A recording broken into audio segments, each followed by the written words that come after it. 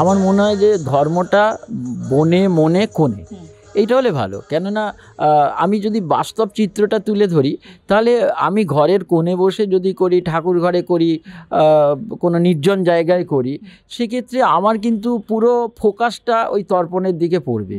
আমি গঙ্গার চিত্রটা দেখি, গঙ্গাতে যে ভিড়টা হয়, তারপরে পাশে যে কজন আছে, আমি এই পুরোহিতদের কথাটা খুব সবিস্তার বলবো না, তারা ওই যে ত্রিপতামের জায়গায় চিৎপটাং বলল। এই চিৎপটাংটা আমার তখন মনে হবে যে তাই তো, ত্রিপতাম শব্দটা তো কোনো দিন শুনিনি, চিৎপটাংটা শুনেছি। আমার মনে হয় ওই যে দেবাস চিৎপটাং, দেব চিৎপটাং হয়ে গেলেন। এই যে ভুল, এই ব্যাপারটা কিন্তু এসে যেতেই পারে। তার ভুলটা কিন্তু আমাতে সংক্রমিত হবে, এবং সংক্রমিত হলে যে ঘটনাটা ঘটে, আমি কিন্তু জানা সত্ত্বেও ভুলটা করব। তাহলে আমার যে আবেদনটা, আমার যে প্রেয়ারটা প্রত্যেকটা মানুষের জন্য, আমার বাবার জন্য, তো সেইটা কিন্তু মাঠে মারা যাবে, মুখ থুবড়ে পড়বে। তাই আমার মনে হয় যে গঙ্গা পবিত্র জায়গা হতেই পারে।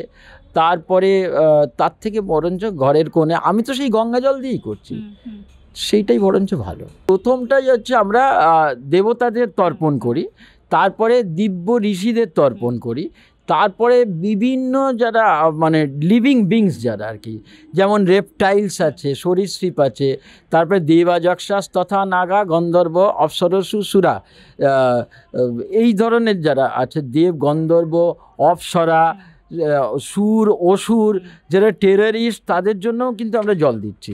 এবং এই সমস্ত দেওয়ার পর আমরা ঋষি তর্পণ করব। তারপরেই কিন্তু আমরা যারা পিতৃপুরুষ, স্বর্গীয় পিতৃপুরুষ, শুধু আমার বাবা নন, আমার মা নন, আমার ঠাকুরদা নন, আমার মাতামহ নন, এরকমও আমার যারা ঊর্ধ্ব লোকে আছেন, তাদের মধ্যে কেউ ঘি খেতে ভালোবাসতেন। সেই রকম ঘি ভালোবাসা যে মানুষটা তার জন্যে আছে।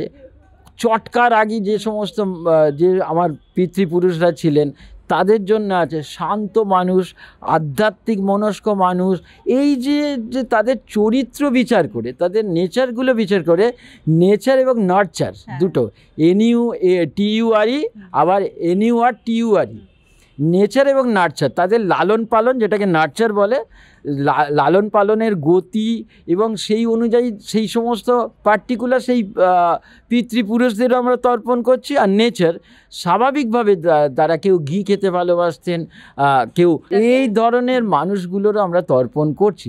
এরপরে ঝুমের তর্পণ করছি। আমরা ভাবলে অবাক লাগবে, ভীষ্ম হচ্ছেন, তিনি তো অপুত্রক, তিনি বিয়ে করেননি। সেই ভীষ্মকে কিন্তু আমরা কোটি কোটি সনাতন ধর্মীরা আমরা তর্পণ করছি, 15 দিন ধরে তর্পণ করছি। এরপরে রাম লক্ষ্মণ তর্পণ, লক্ষ্মণ তর্পণ, রাম তর্পণ, এইগুলো করে এমনকি বলা হচ্ছে যে সমস্ত মানুষ, যেমন অগ্নিদগ্ধাশ্চ যে জীবা জেপ্য দগ্ধা কুলে মম, এই সমস্ত মানুষ যাদেরকে অগ্নিতে দাহ করা হয়েছে অথবা হয়নি, এমনও তো আছে যারা দারিদ্র সীমার নিচে কোনো রকমে মুখাগ্নি করে তাকে ভাসিয়ে দেওয়া হয়েছে। এই সমস্ত মানুষগুলোর জন্যও হচ্ছে।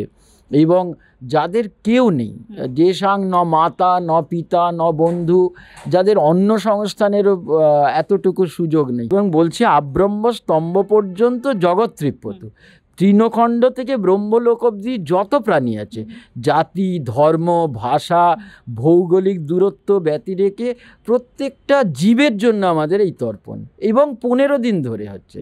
তারপরেই কিন্তু তুমি যেটা বললে একটু আগে, যে হাত ধরাধরি করে আবার দেবীপক্ষেও আমরা সেই মায়ের কাছে সেই স্তুতিই করি যে পৃথিবীর প্রত্যেকটা মানুষের ভালো হোক। তাহলে ওইখানেও কিন্তু জাতি ধর্ম ভাষা ভৌগোলিক দূরত্ব ব্যতি রেখে এই যে একটা প্রেয়ার, এবং এই প্রেয়ারটা কিন্তু সমবেত।